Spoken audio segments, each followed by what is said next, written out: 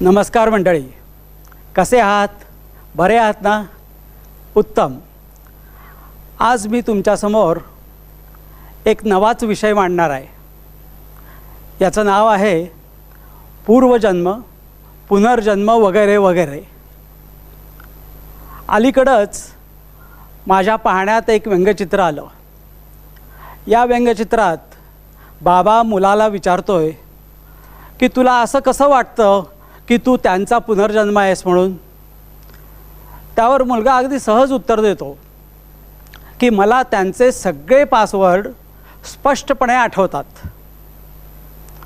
या व्यंगचित्रामुळं बऱ्याच दिवसापासून माझ्या मनात घोळणारा एक विषय त्यानं माझ्या डोक्यात पुनर्जन्मच घेतला.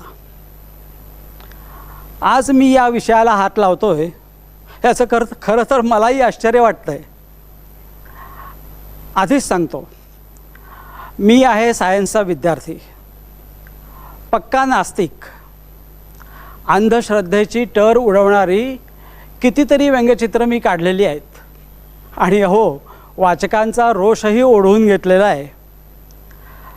तरी देखील या विषयाला स्पर्श करावा सारखं मला वाटलं. आता या विषयाचा मी अभ्यास केलेला नसला तरी मला पडलेले काही प्रश्न तुमच्यासारख्या मित्रांच्या समोर मांडावेत आणि या विषयावर एक व्यापक चर्चा घडवून आणावी असा विचार मी सुधीर जोगळेकर यांच्याजवळ गेल्या वर्षी आपण जेव्हा किल्ला बघायला गेलो होतो त्यावेळी मांडला होता. पूर्वजन्म, पुनर्जन्म ही माझ्या दृष्टीनं केवळ एक कल्पना आहे. एकेकाळची ती अतिशय डोकेबाज कल्पना, खरोखर आचाट कल्पना आहे. पूर्वीच्या काळी समाज प्रगत नव्हता, विज्ञानानं एवढी प्रगती केलेली नव्हती. लोक पाप पुण्याच्या गोष्टी मानत होते. पूर्वीच्या काळी लोकांना वाईट कृत्य करण्यापासून परावृत्त करणं आणि सत्कृत्य करण्यासाठी प्रोत्साहन देणं, यासाठीच पाप पुण्य, पूर्वजन्म, पुनर्जन्म, स्वर्ग नरक अशा कल्पना मांडून त्यावेळच्या संतांनी आणि समाज धुरीणांनी लोकांना सन्मार्गाला लावण्याचा एक प्रयत्न केला. केवळ प्रयत्नच होता तो. याचं कारण आपल्याला असं दिसतं की लोक प्रवचन, कीर्तन, सत्संग करतात तरी देखील स्वार्थापोटी कुठलंही पाप करायला मागं पुढं बघत नाहीत. पण थोडेफार जे काही घाबरट लोक होते किंवा त्याला आपण पापभीरू म्हणू किंवा खरोखर विवेकी लोक होते, असे कितीतरी लोक पापाचरणापासून परावृत्त झाले असावेत. त्या दृष्टीनं या कल्पनेची उपयुक्तता मान्य करायला हवी. भारतीय स्त्रियांना पक्कं माहीत असावं की पुनर्जन्म वगैरे सब झूट आहे म्हणून, नाहीतर एवढ्या धाडसानं अगदी नटून थटून त्याने वटसावित्रीचं व्रतच केलं नसतं. आमच्या तरुण भारतमध्ये साधारण 15-16 वर्षापूर्वी उसगावचे लक्ष्मणराव होनगेकर 3-4 शेतकऱ्यांना घेऊन आले. त्यांच्याबरोबर एक छोटासा मुलगा होता, साधारण 4 वर्षाचा असेल तो. इंग्रजीच काय, पण मराठी शाळेतही न गेलेला, अगदी बालवाडीत देखील न गेलेला. पण हा मुलगा कुठल्याही वनस्पतीची बॉटॅनिकल नेम्स धडाधड सांगायचा. आणि आपल्याला माहिती आहे बॉटॅनिकल्स नेम्स कशी असतात. ती म्हणजे अगदी ग्रीक आणि लॅटिन असतात. आपल्याला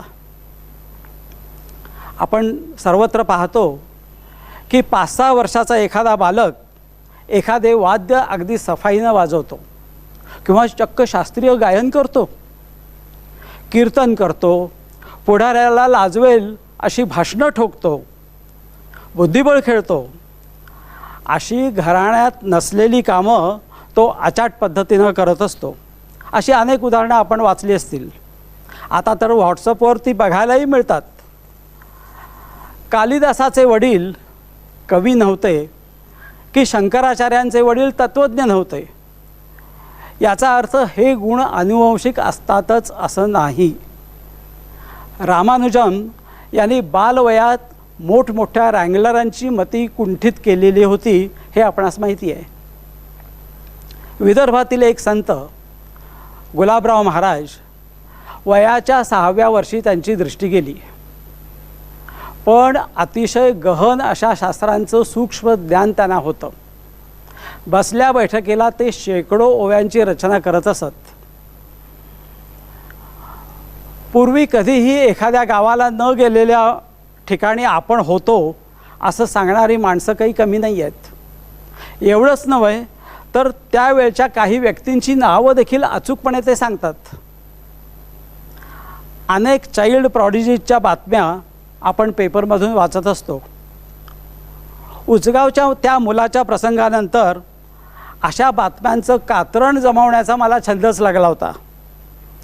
खास करून पुढारीतल्या शेवटच्या पानावर अशा बातम्यांची रेलचेल असायची. पण नंतर ती कात्रणं मी काही जपून ठेवली नाहीत. तरी देखील आपल्यासमोर ज्ञानेश्वर, तुकाराम, शिवाजी महाराज, पहिला बाजीराव, महात्मा फुले अशा विभूतींची उदाहरणं आहेतच की. ज्ञानेश्वरांनी 16व्या वर्षी ज्ञानेश्वरी लिहिली. कशी काय लिहिली असेल हो? सर्वसामान्य माणूस 15-16 वर्षाचा असताना त्याची समज, त्याचे अनुभव, त्याला आलेली अनुभूती काय असते याचा जर विचार केला तर हे एक आश्चर्यच नाही का? नामदेवांचं आणि चांगदेवाचं गर्वहरण करणारी मुक्ताई, ही मुक्ताई म्हणते, मुंगी उडाली आकाशी, तिने गिळले सूर्याशी. आत्म्याचं असं वर्णन करणारी मुक्ताई किती वर्षाची होती? 17व्या वर्षी सांसारिक जबाबदारी अंगावर पडल्यानंतर संत तुकारामांना प्रपंचातील सुख हे क्षणभंगूर आहे हे त्याच वेळी समजले होते. 12व्या वर्षीच सावधान होऊन रामदास स्वामी लग्नवेदिकेवरून पळून गेले होते. 15व्या वर्षी स्वराज्याचं तोरण बांधणारे छत्रपती शिवाजी महाराज आणि केवळ 20व्या वर्षी पेशवे पदाला प्राप्त झालेला पहिला बाजीराव, अवघ्या 23 वर्षाचं आयुष्य लाभलेली झाशीची राणी लक्ष्मीबाई इंग्रजांच्या डोळ्यात धूळ फेकून केवळ 11 महिन्यात तिनं युद्धाची पूर्ण तयारी केली. राज्यक्रांतीचं तंत्र आणि शास्त्र तिनं आत्मसात केलेलं होतं. ज्ञानाचं भांडार शूद्रातिशूद्रांच्या आणि स्त्रियांच्या हाती ज्या दिवशी येईल त्या दिवशी हिंदुस्तान अंतर्बाह्य स्वतंत्र होईल, हा साक्षात्कार ज्योतिबांना 20व्या वर्षीच झाला नाही का? आणि 8व्या वर्षी संन्यास घेणारे शंकराचार्य म्हणतात, पुनरपि जननम पुनरपि मरणम पुनरपि जननी जठरे शयनम. तसं पाहिलं तर पुनर्जन्माचा विचार हा वेदकाला इतकाच जुना आहे. ऋग्वेदात म्हटलं आहे, अवसृज पुनरग्नय पितृभ्यो यस्त आहुतश्चराती स्वधाभी आयुर्वसान उपवेतु शेषः संगच्छता तन्वा जातवेदः, असा उल्लेख आहे. यात अग्निसंस्कार केलेल्या मृत माणसाला अग्नीने पितृलोकात न्यावे आणि नंतर एक नवा तेजस्वी देह देऊन परत पाठवावे अशी प्रार्थना आहे. पतंजलींच्या योगसूत्रामध्ये त्यातल्या 18व्या श्लोकात संस्कार साक्षरणात पूर्वजाती ज्ञानम असं म्हटलं आहे. त्याचा अर्थ संस्काराचं प्रत्यक्ष ज्ञान झाल्याने पूर्वजन्माचे ज्ञान होते. आपले सर्व अनुभव हे चित्तामधील तरंगाच्या रूपाने उद्भवत असतात. हे तरंग हळूहळू मंद होऊ लागतात. ते मंद पडून सूक्ष्म आणि सूक्ष्मतर असे होत जातात, पण ते कधीही पूर्णपणे नाहीसे होत नाहीत. मनात तळाशी सूक्ष्म रूपात ते वास करत असतात. जर ते मनाच्या पृष्ठभागावर आणता आले तर स्मृतीच्या रूपाने ते व्यक्त होतात. म्हणून एखादा योगी मनातील या अतीत संस्कारावर जर ताबा मिळवू शकला तर त्याला पूर्वीच्या सर्व जन्मांची आठवण होईल. एवढंच सांगून पतंजली थांबत नाहीत, तर ही क्रिया कशी साध्य करायची याची रीतही ते सांगतात. इतक्या ठामपणे पतंजलीसारखा योगी काही सांगतो म्हणजे ते सर्व भंकच असणार असं नाही वाटत. इंग्लंड अमेरिकेतील संशोधकांनीही या प्रश्नावर बरंच संशोधन केलेलं आहे. यात डॉक्टर ॲनी बेझंट आणि C.W. लेडबिटर यांची नावं प्रामुख्यानं घेतली जातात. होय, बेझंट म्हणजे त्याच भारतीय राष्ट्रीय काँग्रेसच्या संस्थापकापैकी एक. हिंदू धर्माप्रमाणेच जैन आणि बौद्ध तसंच शीख धर्मातही पुनर्जन्माची कल्पना मान्य आहे. ख्रिश्चन आणि मुस्लिम धर्मांना मात्र पुनर्जन्माचा सिद्धांत मान्य नाही. तथापि त्यांच्या धर्मग्रंथात या सिद्धांताला पोषक अशी अनेक वचने आढळतात. हेही आश्चर्यच नाही का? बायबलच्या नव्या करारात सेंट मॅथ्यूचं हे वाक्य बघा, जॉन द बॅप्टिस्ट हाच पुन्हा जीससचा जन्म घेऊन आलेला आहे. कुराणाच्या 30व्या सुऱ्यातील 10व्या आयतेत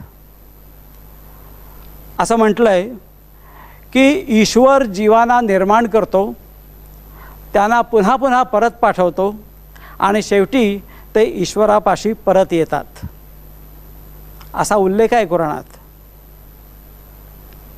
मोठमोठ्या ज्ञानी पुरुषांना, अवतारी पुरुषांना त्यांच्या पूर्वजन्माचं ज्ञान होतं हे आपल्याला माहिती आहे. गीतेच्या 4थ्या अध्यायात भगवान श्रीकृष्ण म्हणतात, बहुती मे व्यतीतानि जन्मानि तव च अर्जुन तान्यहं वेद सर्वाणि न त्वं वेत्त परंतप. अर्जुना, तुझे आणि माझे पूर्वी अनेक जन्म होऊन गेलेले आहेत.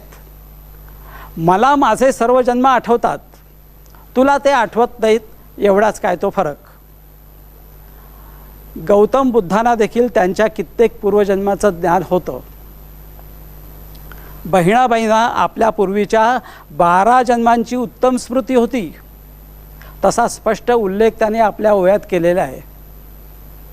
त्यांचा मृत्यू जेव्हा जवळ आला त्यावेळी आपल्या ओव्यात त्या म्हणतात, अवघेची ते जन्म आठवती मज अंतरीचे गुज मृत्यू वेळा.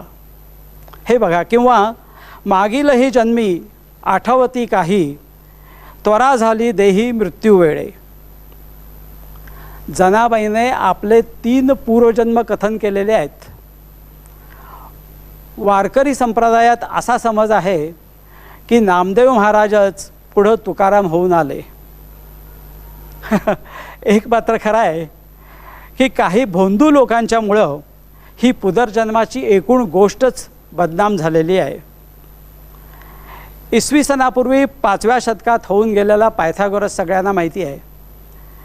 या ग्रीक तत्त्वज्ञानाला आपल्या पूर्वजन्माची संगतवार आठवण होती म्हणे. त्यानेच पुनर्जन्मवाद पाश्चात्य लोकांच्यात प्रथम प्रसृत केला. आपल्याकडचं अगदी अलीकडचं उदाहरण म्हणजे य.गो. जोशी. पूर्वजन्माचं संशोधन करणारे एक महान संशोधक डॉक्टर कार्ल मुलर म्हणतात की जन्ममृत्यूची कटकट नको असेल तर मनुष्याने शुद्ध आणि वासनारहित बनण्याचा प्रयत्न केला पाहिजे. लिकोंट ड्युनोई यांच्या ह्युमन डेस्टिनी या ग्रंथात म्हटलं आहे की ज्या अर्थी ख्रिस्तासारखी पूर्णतेला पोचलेली माणसं या भूतलावर अवतरतात त्या अर्थी पूर्णावती विभूती होणे हेच मनुष्यकोटीचे ध्येय असले पाहिजे. योगशास्त्रामध्ये मनुष्य कैवल्य पादापर्यंत पोचू शकतो असं स्पष्ट म्हटलेलं आहे. तर ही सगळी माहिती आपणासमोर आणण्याचा माझा उद्देश एवढाच की यावर अधिक प्रकाश पडावा आणि जिज्ञासा शमवण्याचा प्रयत्न व्हावा. बरं आहे, तर मग भेटू लवकरच. हां, पण याच जन्मी बरं का. धन्यवाद.